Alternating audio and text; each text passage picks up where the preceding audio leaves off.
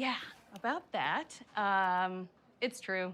I am a Hulk. And I'm guessing you're not going to be able to focus on this fun lawyer show until you know all about that. Can't believe we're paying to see something we get on TV for free. If you ask me, everybody in this theater is a giant sucker. Especially you! You've probably seen a character in a show or movie talking directly to you at some point. In other words, breaking the fourth wall. But did you know this isn't a device used lightly? Do you know why some directors or screenwriters choose to break the fourth wall? Well, in this video we're going to tear down that wall so you can understand how to use this technique without it feeling forced. And I would like to thank you for coming to my movie. I wish it was better, you know, but it is so stupid. It's terrible. I do not even like it. When we talk about the fourth wall, we're referring to a device from classical theater. Picture a stage. You see the actors moving around sets that look like a house or a street. But there's one wall you don't see, the one between the actors and the audience. That invisible wall is what separates the characters from us, the viewers. As long as that barrier remains intact, the actors pretend we're not there, that their world is real and self-contained. In film, but also in TV series, animation, or video games, this idea still holds. The characters act as if there were no camera recording them, as if their lives simply existed. You're there, watching their story, but they never look back at you. It's like being a ghost in their world, present, but ignored. The fourth wall is what keeps alive the illusion that what's happening on screen is taking place in a closed, parallel universe. Now, breaking that fourth wall is a whole different story. It means that, in some way, the character does something that acknowledges your presence. They talk to you, wink at you, or comment on what's happening as if they know it's all a show. It's a little short circuit in fiction that, when done well, not only isn't annoying, it can actually be fun and profound. Suddenly, you're not just the spectator anymore, you're an accomplice. This technique isn't new, even though some people associate it with modern movies, or with irreverent characters. In fact, since the 18th century, playwrights have been using this technique to make you laugh, offer criticism, or simply innovate. In film, we've seen it done 1,000 different ways. From someone glancing at the camera with a knowing look, to moments when the character themselves jokes about the script, or even questions their own existence. What the hell am I looking at? When does this happen in the movie? The great thing about breaking the fourth wall is that it can completely change the tone of the movie. It can make it more intimate, more comedic, or even more unsettling. But it's also a double-edged sword if used carelessly. It can destroy the magic of the film. So, like everything in art, breaking the fourth wall has its own unwritten rules. Although, ironically, breaking those rules is also part of the game. When we talk about breaking the fourth wall, there are several ways to do it. Some are very subtle, and others are completely blatant. The most classic is the direct look at the camera. It's that moment when the character, in the middle of the action, stops, looks you in the face, and you realize they know you're there. Another very popular way to break the fourth wall is to talk directly to you, not just looking, but starting a conversation. An iconic example is from the movie Ferris Bueller's Day Off. Life moves pretty fast. You don't stop and look around once in a while, you could miss it. Where Ferris not only looks at us, but talks to us as if we were his best friends, telling us all his plans. The key to faking out the parents is the clammy hands. It's a good non-specific symptom. I'm a big believer in it. But another show that does this perfectly is Fleabag. Every time the main character looks at us and talks to us, apart from what the other characters are seeing or hearing, it creates an incredible connection. It makes us feel like her accomplices, as if she were sharing secrets that no one else in her world can hear. Oh, so you do have someone to talk to. Yeah. There's also the more meta approach, when characters comment on the script, the story, or the fact that they're inside a movie. A great example is Deadpool. Wade Wilson not only talks to us, he also jokes about the movie's budget and other Marvel actors, and even about the very limitations of his own universe. I am Marvel Jesus. Here, breaking the fourth wall is essential to the movie's irreverent tone, so it feels natural and fun. However, it doesn't always work out well. Sometimes breaking the fourth wall feels forced and gratuitous, like a cheap trick to seem more modern or cool. House of Cards started out using this technique masterfully. Frank speaks to us directly, creating an unsettling intimacy for the viewer, almost making us accomplices to his crimes. That's right. We don't submit to terror.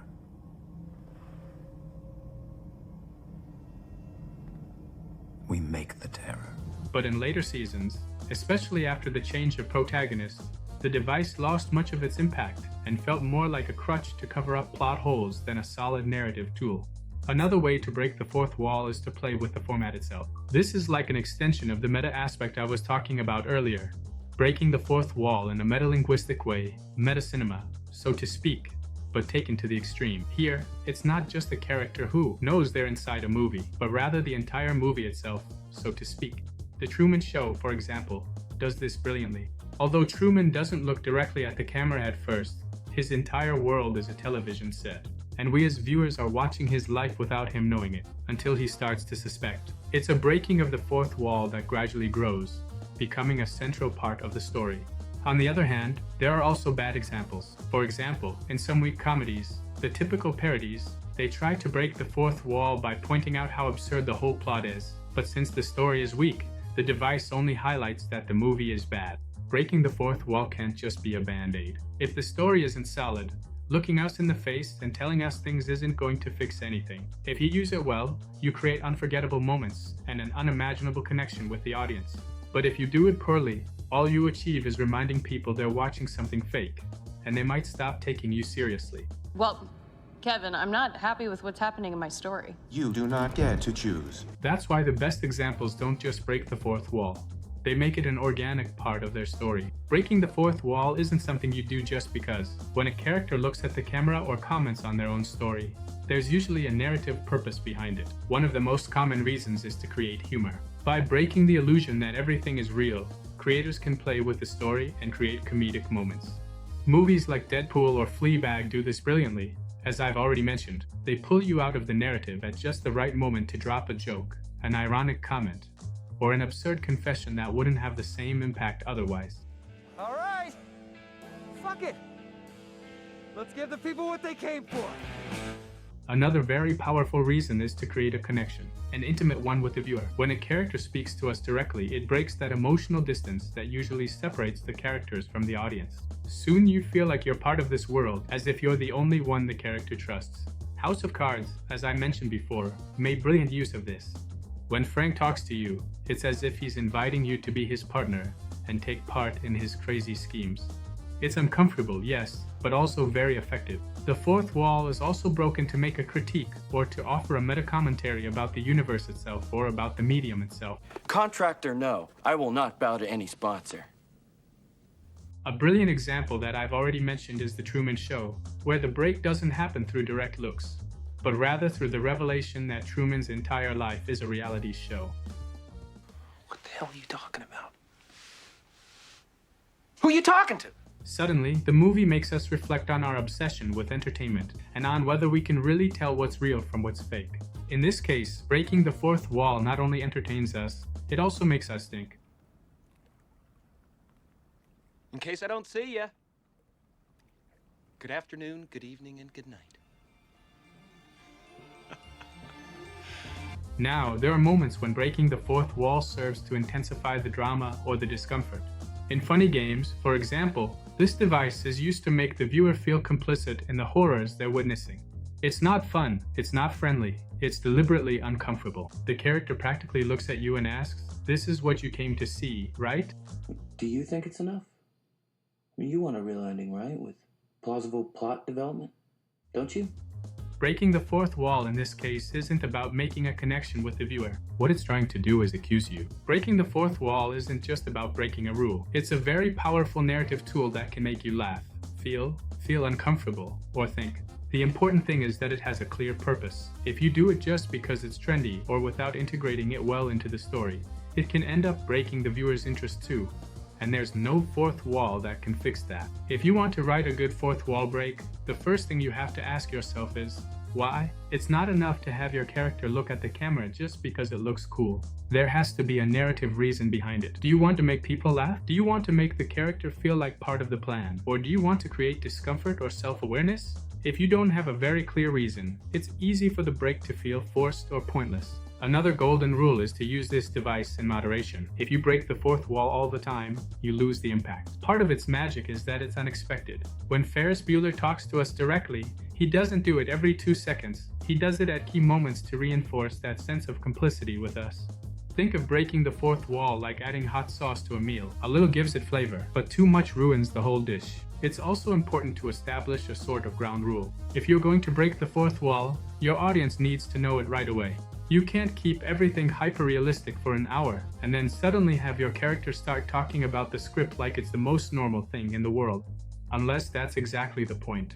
Of course, the key is consistency. If your world allows for this kind of interaction, the audience will accept it and have fun with it. One thing a lot of people forget is to pay attention to the tone. It's not the same to break the fourth wall in an absurd comedy like Spaceballs as it is in an existential drama like The Truman Show. You have to make sure that the break is in tune with the rhythm of your story. If your movie is melancholic and dark, a character suddenly joking with the audience could ruin the whole atmosphere, and not in the way you want. That's why it's so important to pay attention to a film's tone. I even think that establishing the tone of the movie is so important that it should come before writing the script, shooting, or editing.